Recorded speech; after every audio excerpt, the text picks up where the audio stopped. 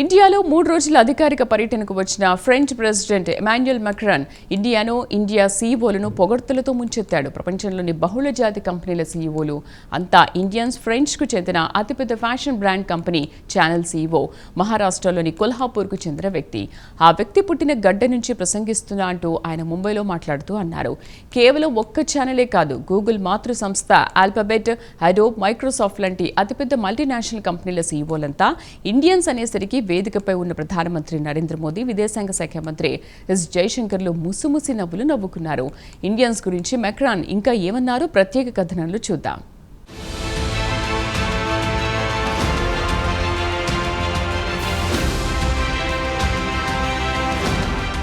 ప్రస్తుతం ప్రపంచంలోని ఏ మారుమూల ప్రాంతంలో చూసినా అంతా ఇండియన్స్. ఇటు దుబాయ్ని తీసుకున్నా, గల్ఫ్ దేశాలను తీసుకున్నా అంతా ఇండియన్స్. అక్కడ పెద్ద పెద్ద వ్యాపారస్తులు ఇండియన్స్ అని పాకిస్తాన్ ప్రజలు వాపోతూ ఉంటారు.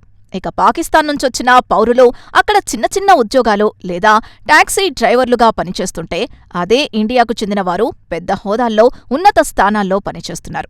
అలాగే పెద్ద పెద్ద వ్యాపారస్తులు కూడా ఇండియన్స్. ఇక అమెరికాను తీసుకుంటే ఐటీ రంగం వచ్చాక అక్కడి ఐటీ కంపెనీల్లో ఎక్కడ చూసినా ఇండియన్స్ కనిపిస్తున్నారు. ఇటు కాలిఫోర్నియాను తీసుకుంటే సిలికాన్ వ్యాలీ అంటారు. అక్కడంతా ఇండియన్స్, మరీ ముఖ్యంగా తెలుగువారే కనిపిస్తారు. ఇక టెక్సాస్లోని డల్లాస్ను తీసుకుంటే హైదరాబాదులోని అమీర్పేట్ను తలపిస్తుంది. పేరు కూడా డల్లాస్పురంగా మార్చేశారు. ఇక అమెరికాలో ఇండియన్స్ విపరీతంగా పెరిగిపోవడంతో ట్రంప్ కొత్త కొత్త వీసా నిబంధనలు తెచ్చి ఇండియన్స్ను ముప్పు తిప్పలు పెడుతున్న విషయం తెలిసిందే.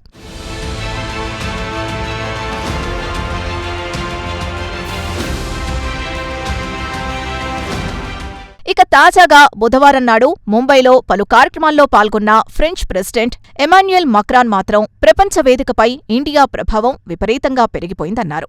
ప్రపంచంలోని టాప్ కంపెనీలు మైక్రోసాఫ్ట్, ఐబీఎంను తీసుకున్నా భారత సంతతికి చెందినవారే అన్నారు. కానీ మాక్రాన్ ముంబైలో ఇండియా ఫ్రాన్స్ ఇన్నోవేషన్ ఫోరంలో పాల్గొన్నారు. ఈ సందర్భంగా ఆయన ఇండియన్స్ని ప్రశంసించకుండా ఉండలేకపోయారు. ఆయన ముంబైలో కాలు మోపగానే తమ దేశానికి చెందిన అతిపెద్ద లగ్జరీ బ్రాండ్ ఛానల్ సీఈఓ మహారాష్ట్రకు చెందిన కొల్హాపూర్కు చెందినవారని గొప్పగా చెప్పుకొచ్చారు. తమ దేశానికి చెందిన అతిపెద్ద కంపెనీ సీఈఓ గడ్డపై నుంచి మాట్లాడుతున్నానని మాక్రాన్ అన్నారు. గ్లోబల్ లీడర్షిప్లో ఇండియా భాగస్వామ్యం కీలకంగా మారిందన్నారు. దీనికి కారణం అతిపెద్ద కంపెనీల సీఈఓలు మీ ఇండియన్స్. ప్రపంచంలోని టాప్ కంపెనీలు Alphabet, Microsoft, IBM, Adobe, Palo Alto network, Chanel సీఈఓలు వీరంతా ఇండియన్స్. వీరంతా కలిపి $5 ట్రిలియన్ మార్కెట్ క్యాప్ ఉన్న కంపెనీలు నడుపుతున్నారు. ప్రపంచవ్యాప్తంగా సుమారు 35 మంది సీఈఓలు టాప్ కంపెనీల్ని నిర్వహిస్తున్నారు. కాగా మాక్రాన్ ఇండియాను ప్రశంసలతో ముంచెత్తుతూ ఉంటే ప్రధాని మోదీ, విదేశాంగ మంత్రి ఎస్ జయశంకర్ ముఖాలపై చిరునవ్వు కనిపించింది. మాక్రాన్ ప్రసంగిస్తున్న వేదికపై వీరిద్దరూ ఆసీనులయ్యారు.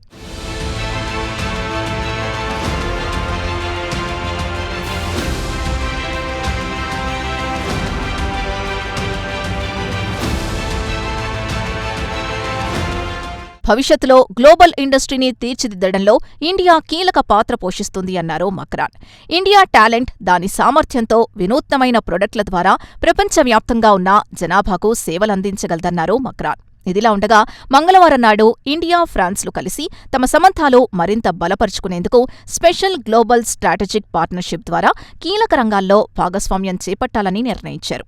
ముఖ్యంగా డిఫెన్స్, ట్రేడ్, క్రిటికల్ మినరల్స్ రంగాల్లో ఇరు దేశాలు పరస్పరం సహకరించుకోవాలని ఒప్పందం కుదుర్చుకున్నారు. ప్రస్తుతం ప్రపంచవ్యాప్తంగా తీవ్ర ఉద్రిక్తత పరిస్థితులు నెలకొని ఉన్న తరుణంలో గ్లోబల్ స్టెబిలిటీకి ఇరు దేశాల సంబంధాలు కీలకంగా మారనున్నాయన్నారు. ప్రస్తుతం యావత్ ప్రపంచం గడ్డు పరిస్థితిని ఎదుర్కొంటోంది. ఇలాంటి వాతావరణంలో ఇండియా, ఫ్రాన్స్ భాగస్వామ్యం గ్లోబల్ స్టెబిలిటీకి బలంగా పనిచేస్తుందన్నారు ప్రధాని మోదీ. కాగా ఫ్రాన్స్ నైపుణ్యాన్ని, ఇండియా సామర్థ్యాన్ని వినియోగించుకొని గ్లోబల్ స్టెబిలిటీకి పనిచేస్తామన్నారు భారత ప్రధాని.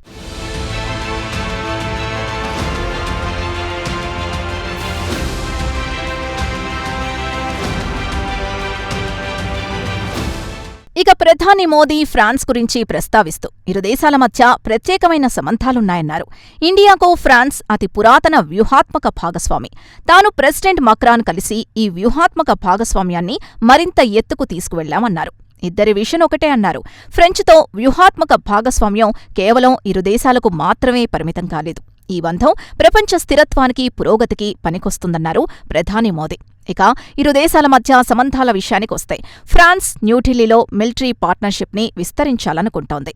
అలాగే ఇండియా కూడా ఫ్రాన్స్ ఫైటర్ జెట్స్ని కొనుగోలు చేయాలనుకుంటోంది. గత వారం ఇండియాకు చెందిన రక్షణ మంత్రిత్వ శాఖ కూడా ఫ్రాన్స్కు 114 రఫేల్ జెట్ ఆర్డర్లు ఇవ్వనున్నట్లు వెల్లడించింది. కాగా ఈ గత నెలలో యూరోపియన్ యూనియన్తో ఇండియా వాణిజ్య ఒప్పందం కుదుర్చుకున్న విషయం తెలిసిందే. ఈ డీల్ను మదర్ ఆఫ్ ఆల్ డీల్స్ అని కూడా చెప్పుకున్న విషయం తెలిసిందే.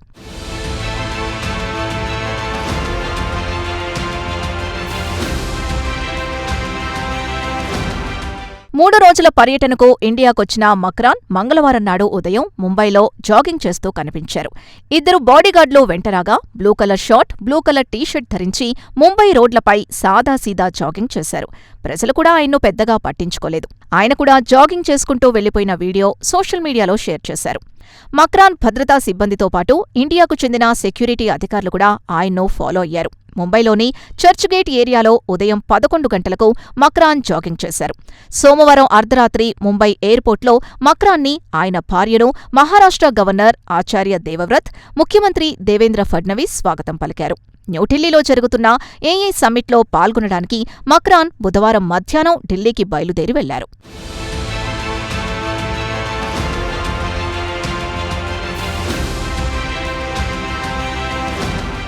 ఇక మక్రాన్ విషయానికొస్తే ఆయన ఇండియాకు రావడం ఇది 4వసారి. కాగా ముంబైకి రావడం మాత్రం ఇదే మొదటిసారి.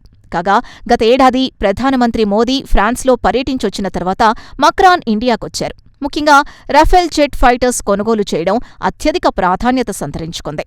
ఇండియా ఏకంగా $39.7 బిలియన్ పెట్టి ఫ్రాన్స్తో డీల్ కుదుర్చుకోబోతోంది. ఇప్పటివరకు ఇండియా డిఫెన్స్ కాంట్రాక్ట్లో ఇదే అతి పెద్దది అని చెప్పుకోవచ్చు. ఇటీవల ఇండియా బడ్జెట్లో రక్షణ రంగానికి ఏకంగా 7.85 లక్షల కోట్లు కేటాయించింది. 2025-26 ఆర్థిక సంవత్సరంతో పోల్చుకుంటే 15% కేటాయింపులు పెంచేసింది.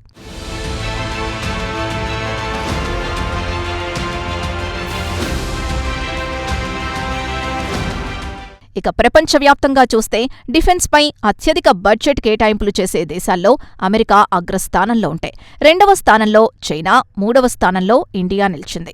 ఇక ఈ కాంట్రాక్టు ద్వారా ఇండియా తన పొరుగున ఉన్న పాకిస్తాన్కు, చైనాకు కూడా పరోక్షంగా ఎలాంటి గడ్డు పరిస్థితినైనా ఎదుర్కొనేందుకు సిద్ధంగా ఉన్నామని సంకేతాలిచ్చినట్లయింది. అయితే ఇండియా, ఫ్రాన్స్ మధ్య జరుగుతున్న డిఫెన్స్ డీల్ని ప్రపంచ దేశాలు ఆసక్తిగా గమనిస్తూ ఉండడం గమనార్హం.